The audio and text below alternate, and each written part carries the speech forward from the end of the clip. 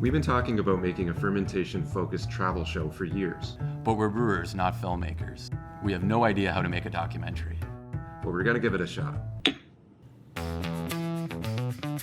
We've dedicated the last decade to beer, Pouring our hearts and souls into creating the brewery of our dreams. but now it's time to hit the road. It's time to see what else is out there. We're leaving the brewery in good hands and setting out on a journey to see how other fermented beverages shape cultures around the world. From commercial operations to sacred sites, we'll be meeting with people and producers from all corners of the globe, searching for ingredients and inspiration we can bring back home. We're leaving no beverage unsampled in our exploration of the magical and the diverse world of fermentation.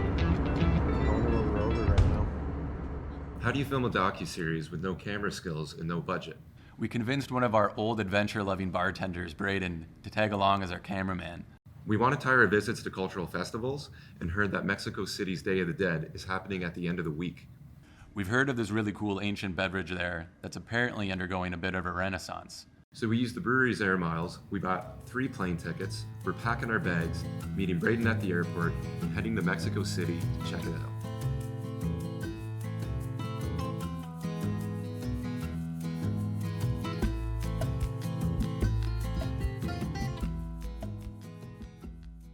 The beverage we're in search of is called Pulque, but it's known by locals as the drink of the gods.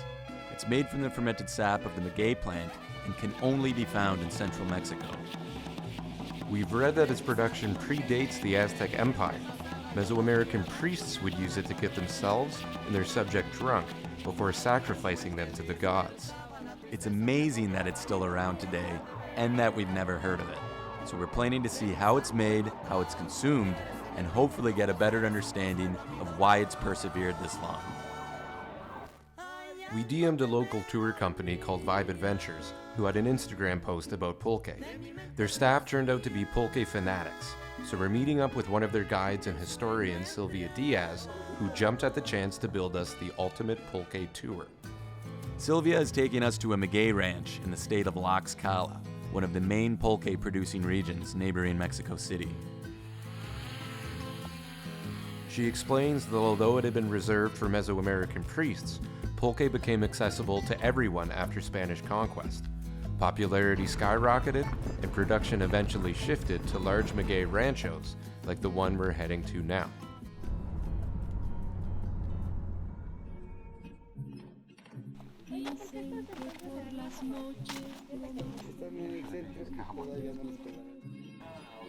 Mi nombre es Rodolfo del Raza Curiel. Estamos en Rancho Magueyero San Isidro, en la ciudad de Nanacamilpa, municipio de Mariano Arista, estado de Tlaxcala. Rodolfo's family has been farming maguey and producing pulque for 5 generations. Sylvia says he knows it all and was even nursed on it as a baby. He tells us these plants take 10 to 12 years to mature. When left alone, they will eventually shoot up a massive 20-foot stalk of flowers, go to seed, then die. Mesoamerican tribes discovered that if they cut the heart out of the plant right before the massive jack and the beanstalk sized stem would shoot up, the huge amount of sap the plant had been accumulating would flow into the cavity rather than to the flower. They'd then gather this sap, ferment it, and then drink it.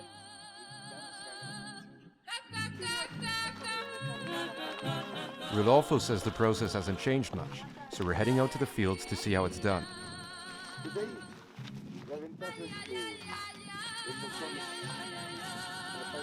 Look at the size of these plants. No wonder the Aztecs worshipped these things. We've always thought that making beer was a labor of love, but this is on a whole other level. Rodolfo and his farm hands manually tend to each one of these plants individually. There's no machinery. It's an extremely labor-intensive process. They scrape out the center, wait for the cavity to fill, and suck out the sap. Producers empty this cavity twice a day for 3 to 4 months before the plant is completely tapped dry, producing between 250 to 500 liters of sap per plant. Rodolfo's 58-acre farm has nearly 200,000 of these plants.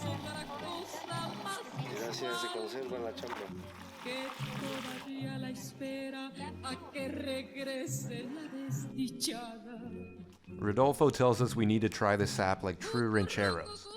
This nifty party trick using a maguey leaf is referred to as a shoma. Dicen que parece apio.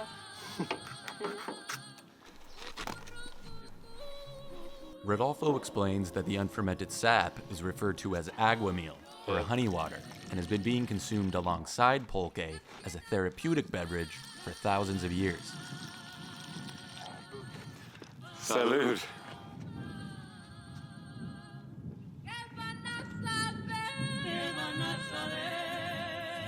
Oh, it's delicious. It's just like coconut water. Yeah, it's really good. It's kind of like coconut watery. Yeah, I would like to try some. Salud! Next, we head to the fermentation building that houses the tinacals, the vessels where the aguamiel is left to ferment.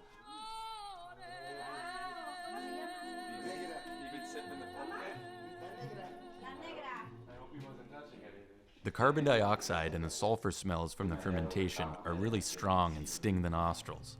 The wafting smells from the neighboring horse stalls are also pungently tough to ignore. It's like Rice Krispies, yeah. 1,000 liters of undiluted sap is added to each fiberglass tinacal.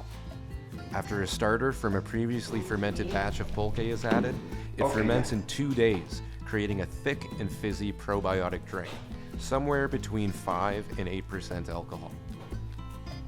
Nice pour. It feels so heavy. We're excited and terrified to take our first sip. The word thick doesn't quite do it justice. This stuff is like an aloe vera milkshake. You can actually feel it slide down the back of your throat. It's somewhere between a kombucha and kefir. A lot on this floor over there.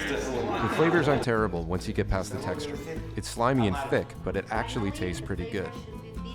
No agrio ni ácido. Not acid but not paper white. Rodolfo makes natural, or plain pulque, but it's its flavored versions, known as Curados, that are driving the current pulque renaissance. These are made and served at specific licensed establishments called Pulquerias.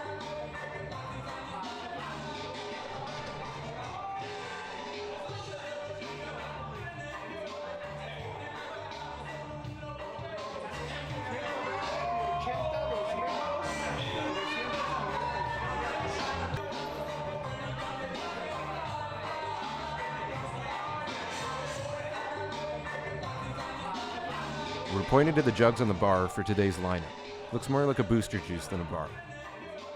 The flavors are all over the place. Guava, oatmeal, and habanero seem like a good place to start.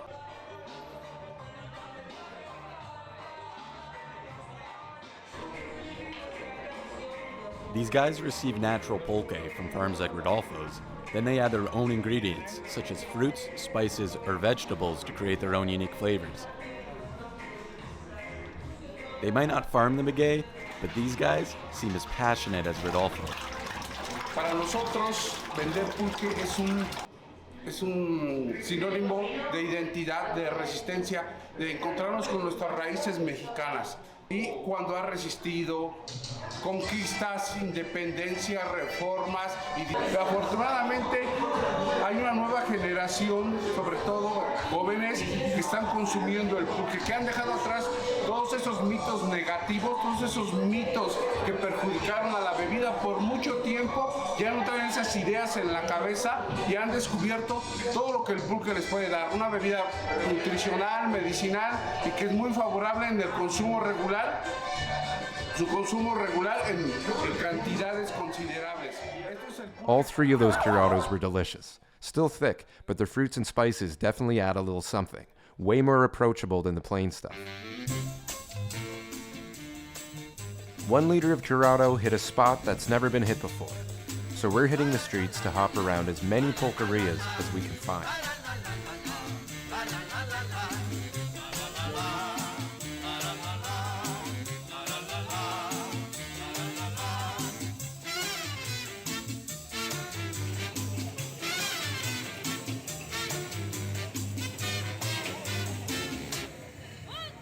In Mexico, everybody drinks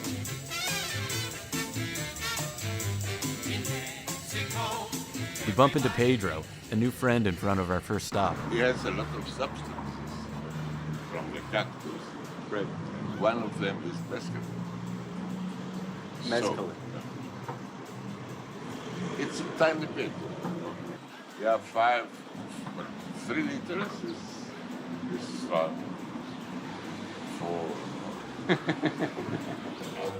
Pedro tells us that in the early 1900s, there was almost 1,500 pulquerias in the city.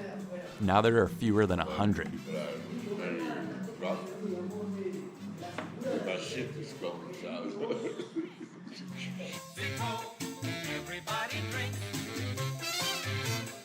La Antigua Roma is one of the oldest pulquerias left, having opened in 1907. It's been here so long, the barkeep's shadow was even burned into the back wall.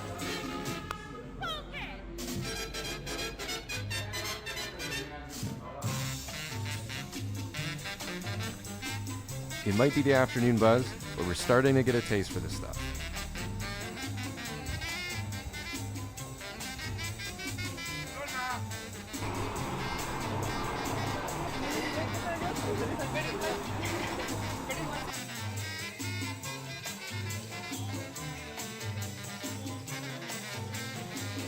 Today's special, the fresh pear Curado.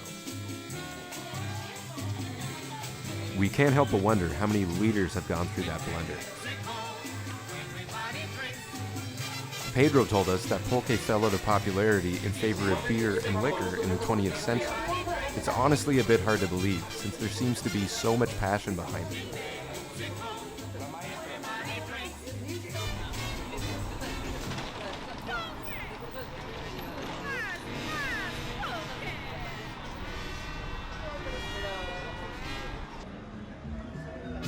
Next up, La Dulistas, half pulqueria, half Aztec punk rock dive bar.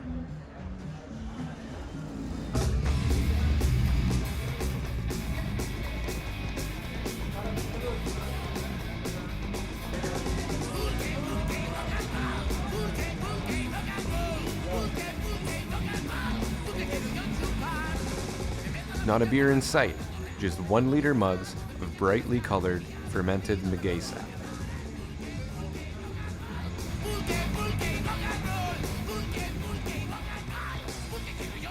We must stick out. The guys at the table over are insisting that we try their own pulque blend. They even brought their own chocolate mix from home. Like everyone we've met, they're really excited to tell us about pulque and why they love it so much. This one's tuna flavored, not the fish, but the cactus fruit. And this neon green one is lime with a tahine rimmer. It really matches the walls.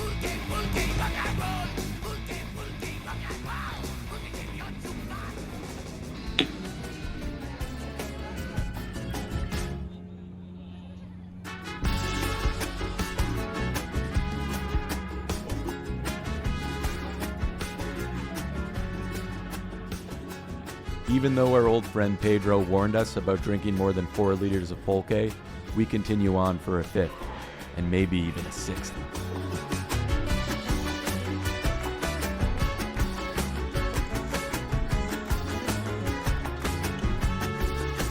After 7, we finally reached it. Somewhere between drunk and high. Magical pulque intoxication. Pulque blew our minds. On top of being one of the most unique things we've ever consumed, the passion behind it is really inspiring. It's surrounded by so much cultural pride, and it really seems to be an important piece of Mexican identity. On top of bringing back some inspiration for beer flavors, we've learned that Rodolfo has actually started to export canned pulque. So we're working on getting our import license to hopefully bring some back to the brewery. So make sure to follow our socials for pulque release dates and behind-the-scenes shots of our next episodes.